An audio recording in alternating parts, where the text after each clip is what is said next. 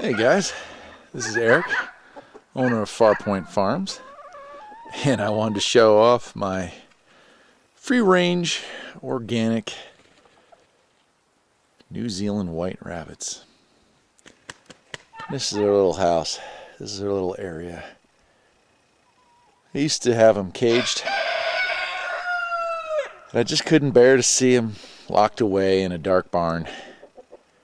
So I converted that chicken hut into a feeding station. Got some waterers out here, and wouldn't you know it, they're doing great.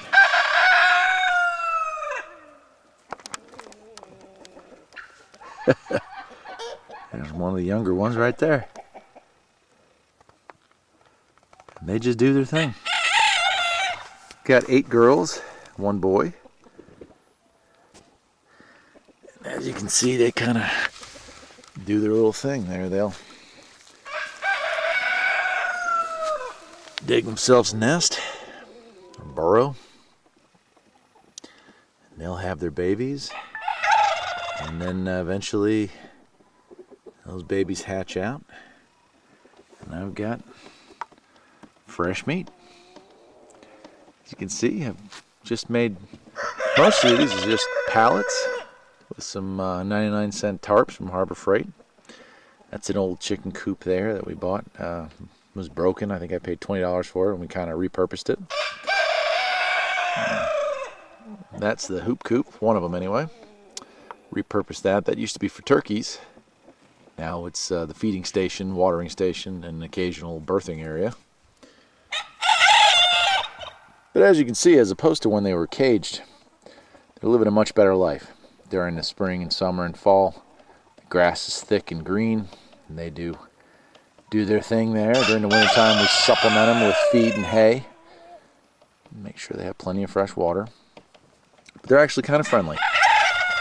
When I had them caged up, they pretty well knew that when the hands came in the cage, it was going to be a bad day for everybody. Now they'll come right up and eat out of your hands.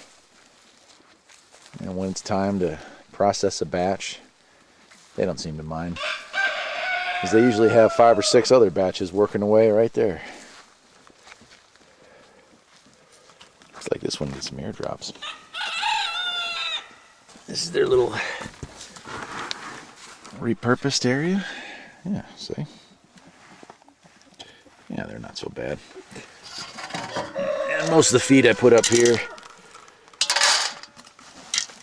but for the babies, I like to put some in this pan here so they can have some too.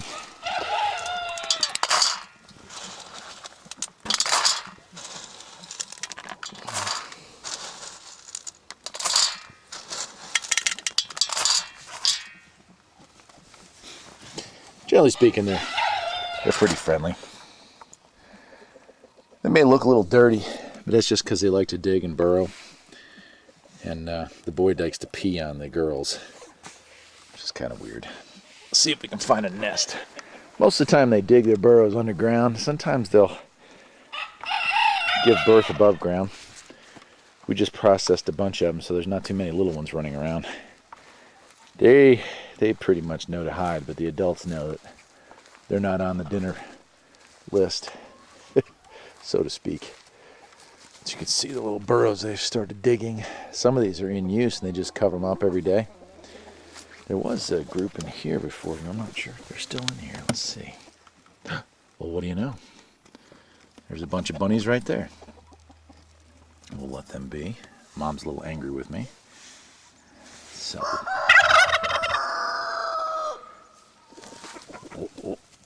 Got a little fight going on. And they live right next to the turkeys and the chickens. This used to be the turkey enclosure, but now we've got them paired up together. There is some issues with turkeys and chickens living together, but for the most part, it's okay. You just got to keep an eye on their sanitary conditions. These chickens have pretty well destroyed their field for the year. We'll be rotating them to a new field in the spring to give this one a chance to regrow. But they're around doing their thing.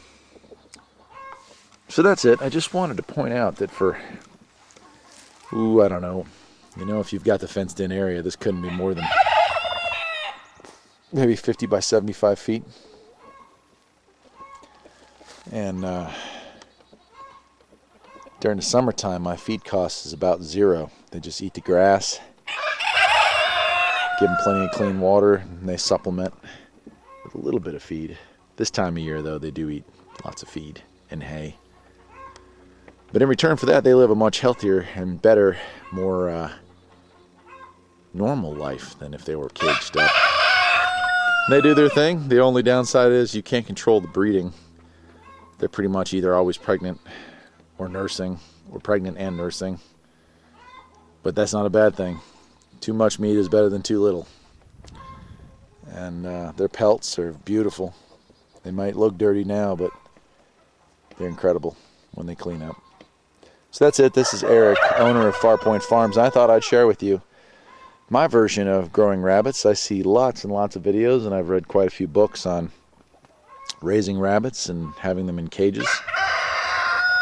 And it works. I raised plenty of meat rabbits that way too, but I found it to be just a little bit too inhumane. So this was my solution. Inexpensive.